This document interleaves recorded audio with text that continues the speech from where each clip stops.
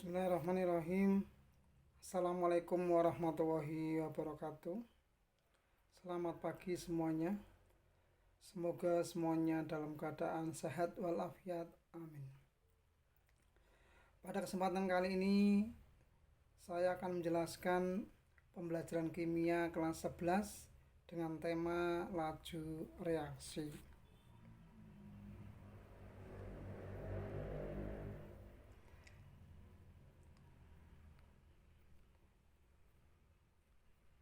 Tujuan pembelajaran kali ini adalah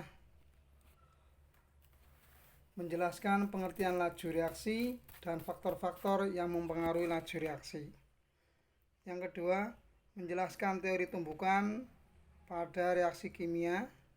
Yang ketiga, menjelaskan cara menentukan orde reaksi dan persamaan laju reaksi.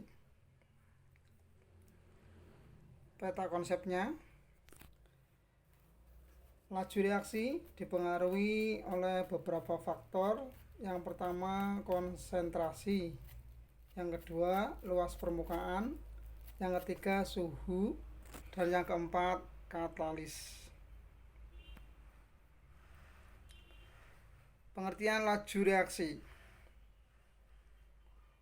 Laju reaksi adalah berkurangnya jumlah bereaksi atau reaktan untuk setiap satuan waktu atau bertambahnya hasil reaksi atau produk untuk setiap satuan waktu. Kalau ada persamaan A menjadi B, maka A itu reaktan, B itu produk atau hasil reaksi. Kemudian pengertian lain, laju reaksi adalah berkurangnya konsentrasi molar reaksi atau bertambahnya konsentrasi hasil reaksi tiap satuan waktu. Sehingga bisa ditulis bahwa laju reaksi V sama dengan negatif delta A per delta T atau positif delta B atau delta T. Maksudnya V adalah laju, satuannya molar per sekon. Delta A itu perubahan konsentrasi A. Itu dalam kurung A itu konsentrasi. Kemudian delta B adalah perubahan konsentrasi B. Kemudian delta T adalah waktu. Saya ingatkan lagi bahwa laju reaksi itu berkurangnya konsentrasi reaktan per tiap waktu atau bertambahnya atau plus konsentrasi produk tiap satuan waktu. Sehingga bisa dibuat grafik bahwa laju reaksi mula-mula itu ada, kemudian konsentrasinya atau jumlah molekulnya berkurang. Zat A itu berkurang karena reaktan, kemudian zat B itu bertambah tiap satuan waktunya.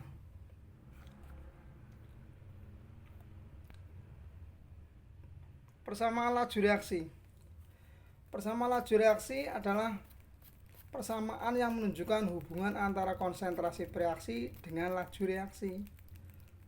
Jika suatu persamaan reaksi adalah Ma plus Nb menjadi Pc plus Qd, maka laju reaksinya dirumuskan sebagai berikut.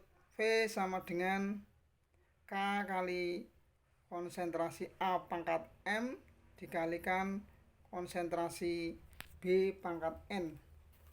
Dengan keterangan sebagai berikut. K itu tetapan laju, M itu orde atau tingkat reaksi terhadap zat A, N orde atau tingkat reaksi terhadap reaksi B atau zat B, kemudian A dalam kurung besar dan B dalam kurung besar adalah konsentrasi dalam larutan. Sehingga satuannya molaritas. maka konsentrasi dalam suatu zat bisa ditulis sebagai tanda kurung besar. Sekarang orde reaksi. Orde reaksi bisa dibuat grafik. Jika ordenya 0, kita tahu bahwa persamaan adalah V laju reaksi sama dengan K kali konsentrasi dipangkatkan M atau N. Lalu ordenya 0 berarti dipangkatkan 0. Semua bilangan dipangkatkan 0 adalah 1, maka V sama dengan K. Bahwa K-nya adalah konstanta tetap, maka grafiknya adalah lurus sesuai besarnya K. Kemudian orde tingkat 1 atau orde reaksi 1. V sama dengan K kali konsentrasi pangkat 1. Maka laju reaksinya sebanding dengan konsentrasi atau berbanding, sehingga grafiknya naik, lajunya naik. Seperti gambar berikut. Kemudian orde tingkat 2. Orde tingkat 2 adalah V sama dengan K kali konsentrasi dikuadratkan. Berarti grafiknya adalah fungsi kuadrat. Fungsi kuadrat yaitu setengah parabol, membuat parabola naik dan melengkung. Kemudian contoh soal. Jika reaksi gas hidrogen dengan nitrogen monoksida pada suhu 800 derajat Celcius dengan persamaan reaksi sebagai berikut: 2H gas plus 2NO gas menjadi 2H2O gas plus N2 gas. Datanya sebagai berikut: data percobaan 1, data percobaan 2, dan data percobaan 3, serta data percobaan 4. Dicermati. Karena dalam mengerjakan soal kita harus mencermati data. Itu sudah saya kasih tanda merah yang sama, yang konsentrasinya sama setiap zat. Pertanyaannya, dari hasil percobaan tersebut tentukan orde reaksi H2 dan NO serta orde reaksi totalnya.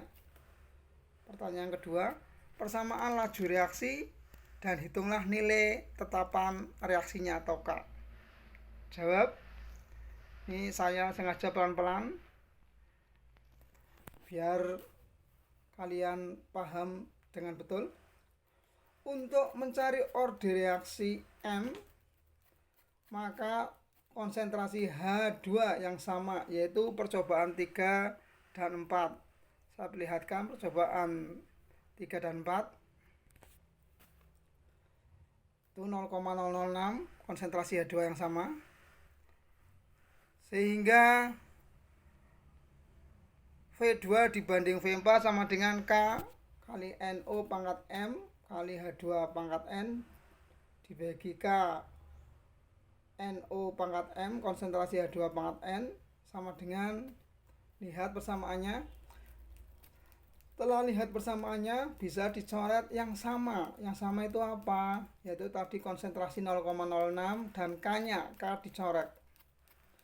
Sehingga ketemu V3 dibanding V4 adalah 0,005 dari tabel dan 0,0020 juga dari data tadi dibagi 0,001 M per 0,002 M. Perhatikan, bisa dicoret-coret, disederhanakan. 0,005 dibagi 0,0020 itu sama dengan 1/4. Kemudian konsentrasinya disederhanakan jadi setengah pangkat M. Maka 1/4 sama dengan setengah pangkat M, maka M-nya adalah 2. Karena setengah pangkat 2 sama dengan 1/4. Langkah berikutnya untuk menentukan orde berikutnya ya sama, cari yang sama pada data,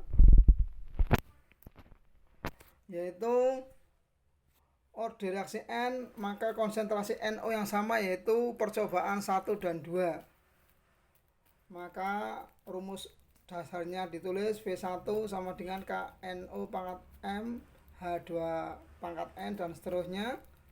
Dicari yang sama adalah percobaan 1 dan percobaan 2. Maka bisa dicoret sehingga bisa disederhanakan setengah sama dengan setengah pangkat N, maka N sama dengan 1. Pertanyaan berikutnya adalah orde total. Orde total adalah penjumlahan dari orde M dan N. Maka orde totalnya 2 plus 1 sama dengan 3.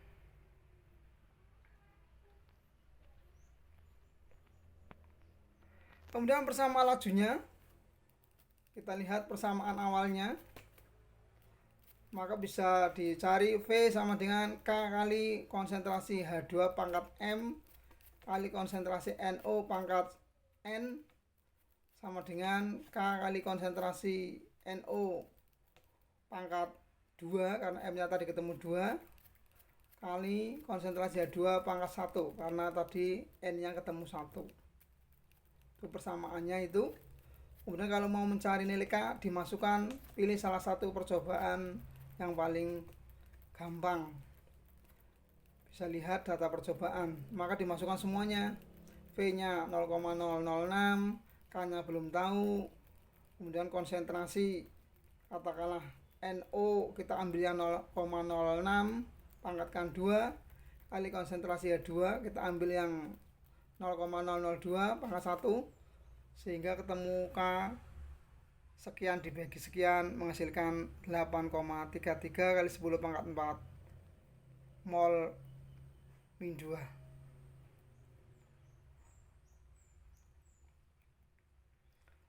Berarti harus pakai oret-oretan.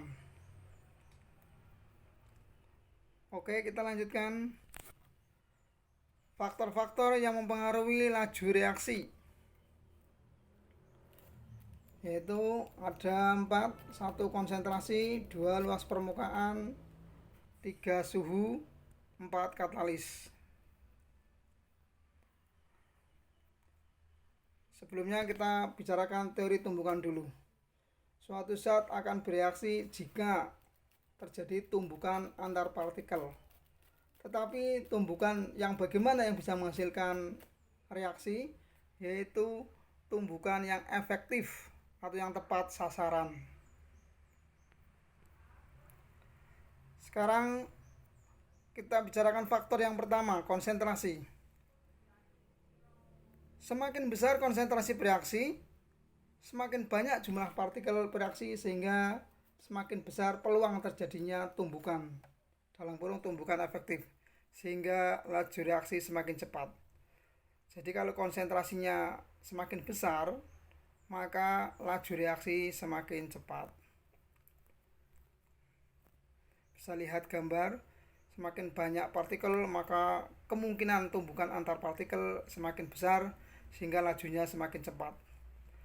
Luas permukaan.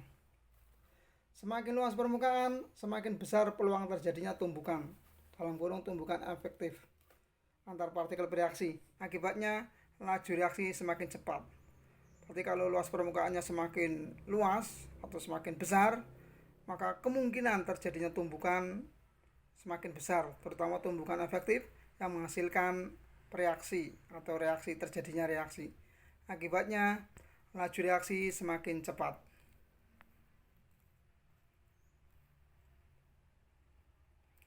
Kemudian suhu atau temperatur. Pada suhu tinggi, partikel-partikel yang terdapat dalam suatu zat bergetar lebih cepat daripada suhu rendah, sehingga peluang terjadinya tumbukan, dalam kurung tumbukan efektif, lebih besar, sehingga laju reaksi lebih cepat. Maka kalau suhunya tinggi, partikel-partikelnya bergerak cepat, sehingga kemungkinan bertumbukan semakin besar. Akibatnya laju reaksi semakin cepat. Kemudian untuk kenaikan suhu, ini laju reaksi setelah suhu dinaikkan bisa dicatat rumusnya. V2 sama dengan V1 kali N pangkat T2 min T1 per delta T. Dengan keterangan V2 itu laju setelah suhu dinaikkan, V1 laju mula-mula, T1 suhu mula-mula, T2 suhu setelah dinaikkan, delta T perubahan suhu, N jumlah kenaikan suhu.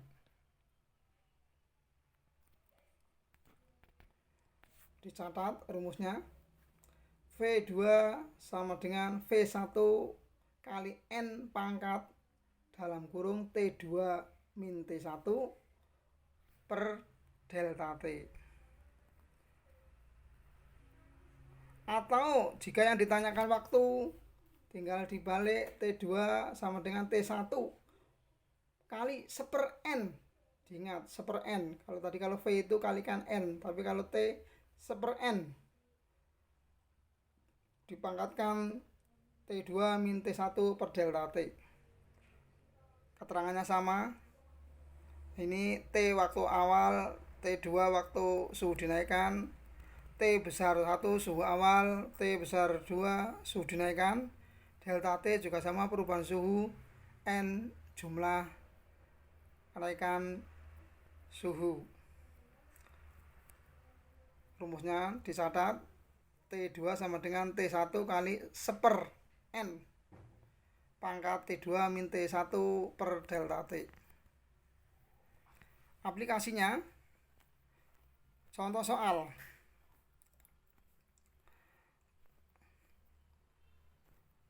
Contoh soalnya langsung yang suhu dinaikkan, berapa waktu yang diperlukan. Contoh, laju reaksi menjadi 2 kali lebih cepat pada setiap kenaikan suhu 10 derajat Celcius. Jika pada suhu 20 derajat Celcius, suatu reaksi berlangsung selama 120 menit. Ini pada suhu 20 derajat Celcius. Pada suhu 50 derajat Celcius, reaksi akan berlangsung selama titik-titik menit. Pasti waktunya akan lebih cepat, sehingga kurang dari 120 menit. Maka rumus yang dipakai adalah T sama dengan T2 sama dengan T1 kali 1/N pangkat T2 min T1 per delta T.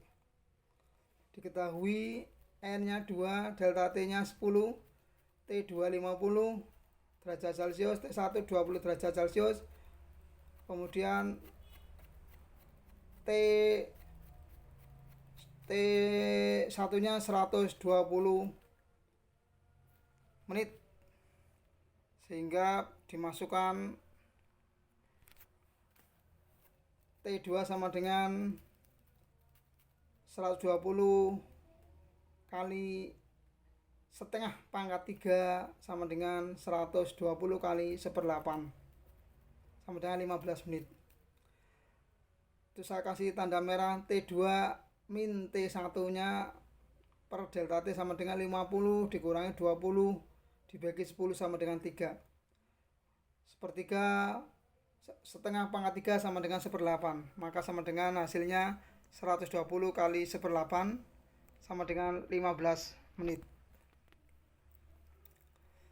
Kemudian katalis. Suatu zat yang dapat mempercepat laju reaksi tetapi tidak mengalami perubahan yang kekal. Berarti katalis hanya mempercepat laju reaksi saja. Bisa lihat grafiknya. Reaktannya A plus B, hasilnya produknya sebelah kanan. Jika tidak dikasih katalis, waktunya, lihat, waktunya besar, naik ke atas, tinggi. Tapi begitu dikasih katalis, produknya bisa dicapai dengan cepat. Istilah sekarang adalah jalan tol, lebih cepat. Terima kasih untuk pertemuan kali ini. Kurang lebihnya mohon maaf. Tetap semangat belajar, mematuhi protokol kesehatan, tetap menjaga rasa syukur atas karunia Allah Subhanahu wa taala. Kritik dan saran bisa dilewatkan pada komen atau komentar yang tersedia. Sekali lagi terima kasih. Saya akhiri, assalamualaikum warahmatullahi wabarakatuh.